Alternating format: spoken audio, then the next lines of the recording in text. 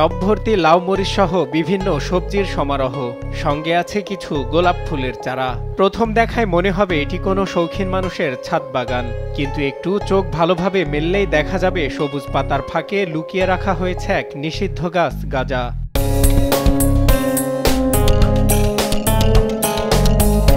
এভাবে অভিনব কায়দায় শরীয়তপুর সদর হাসপাতালের চৈতালি কোয়ার্টারের ছাদে সবজির টবের আড়ালে করা হচ্ছে গাঁজা চাষ। গোপন সংবাদের ভিত্তিতে তদন্তে গিয়ে দেশ টিভির ক্যামেরায় ধরা পড়ে গাছ সরানোর দৃশ্য।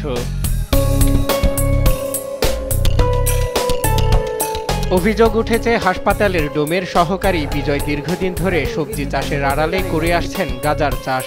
এ সময় চিকিৎসককে সঙ্গে নিয়ে সেখানে গেলে গাঁজার গাছগুলো ছিঁড়ে নিচে ফেলে পালানোর চেষ্টা করেন তিনি। এক পর্যায়ে তাকে জিজ্ঞাসাবাদ করলে অস্বীকার করে বলেন গাঁদা ফুল ভেবে চাষ করছিলেন তিনি। এখন বেশি কেমনে পড়ছে জানি না, এখন গেন্দা ফুলের গাছ হয়েছে আমিও চিনতে পারি না। গাছটা এত বড় হয়েছে, হাই গেন্দা ফুলের গাছ বেশি ফেলছি কেমন না, গেন্দা ফুলের গাছ কেমনে হয়ে গেছে কেমনে করবো ভাই। সরকারি হাসপাতালের কোয়ার্টারের ছাদে গাঁজা চাষের এমন কর্মকাণ্ড স্বাস্থ্যসেবা খাতের জন্য লজ্জাজনক। দ্রুত ব্যবস্থা নেওয়ার দাবি স্থানীয়দের। সরকারি হাসপাতালের ছাদের উপরে গাঁজা গাছ লাগাইছে, অথচ যেই হোক যদি লাগাই থাকে বা কিছু করে থাকে শাস্তি হওয়া উচিত, এবং সে এটা চরম অন্যায় করছে। কারণ এটা তো একটা সরকারি হাসপাতাল, মানুষের সেবামূলক জায়গা। যেটা তো গাঁজা, এটা তো নিষিদ্ধ একটা গাছ, হ্যাঁ, এটা একটা মাদক দ্রব্য। তো শুনি না, যদি এরকম হয়ে থাকে কোথাও, তো এটা আইনানুগ একটা ব্যবস্থা নেওয়া উচিত।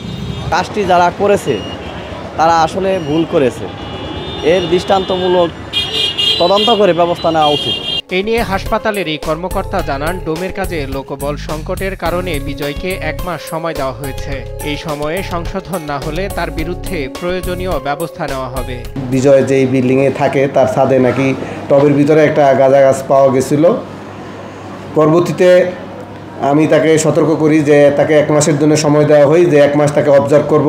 পরবর্তীতে যদি তার বিরুদ্ধে এই ধরনের অভিযোগ পুনরায় পাওয়া যায় তাহলে তাকে আমরা হাসপাতাল থেকে বের করে দেবো। যেহেতু আমাদের আসলে লোকবলের সংকট, প্লাস সে যেই কাজটা করে বিকল্প লোক নেই, এই জন্য তাকে আমাদের রাখতে বাধ্য হচ্ছি। কিন্তু একই ঘটনা যদি পরবর্তী পুনরাবৃত্তি হয় তাহলে অবশ্যই তাকে আমরা হাসপাতাল থেকে পার্মানেন্টলি বের করে দেব।